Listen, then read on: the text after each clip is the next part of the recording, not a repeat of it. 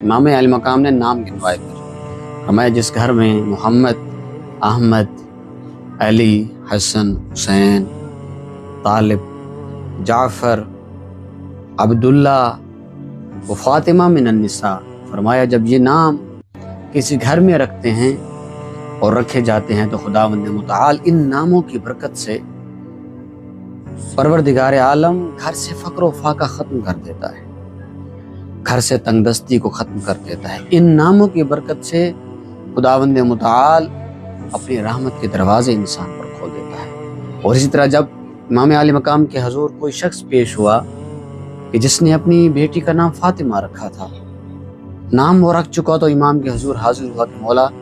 میرے ہاں بیٹی ہوئی تھی اور میں نے اس کا نام فاطمہ رکھا ہے۔ تو فرمایا دیکھو اب تم چونکہ نام رکھ چکے ہو تو میں تمہیں اس کی تعظیم بتاتا ہوں۔ فرمایا